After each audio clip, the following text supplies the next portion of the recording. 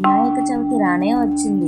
భక్తులంతా ఎంతో సందడితో వినాయకుని మండపం తయారు చేయుటకై నిమగ్నులైనారు. అది చూసిన వినాయకుడు ఎంతో ఆనందంతో తన తల్లిదండ్రులతో చెప్తున్నాడు, నేను తక్షణమే భూమిపైకి వెళ్లి నా భక్తులకు నేను సహాయంగా ఉంటాను అని చెప్పి భూమిపైకి దిగి వస్తాడు.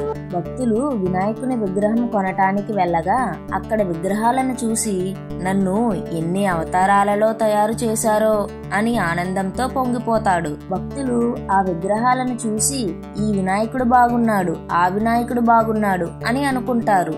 అప్పుడు వినాయకుడు, అరే అంతటా నేనే ఉన్నానురా, ఏ బొమ్మ అయినా ఒకటే అని అంటాడు. డీజే డప్పులతో కలిసి వినాయకుని తీసుకుని వచ్చారు.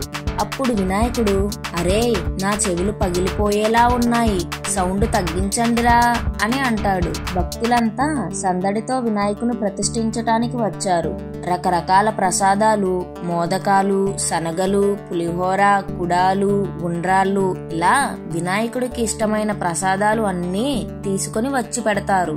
అవి చూడగానే వినాయకుడికి బాధ అంతా పోయి ఆనందంతో ఆరగిస్తాడు.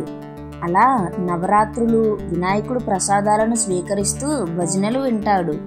ఆఖరి రోజు వినాయకుడిని నిమజ్జనం చేయటానికి నిర్ణయించుకొని రాత్రికి వినాయకుని పురవీధులలో తిప్పుతూ డీజే డప్పులతో, డాన్సులతో, కోలాటాలతో తీసుకుని వెళ్తారు.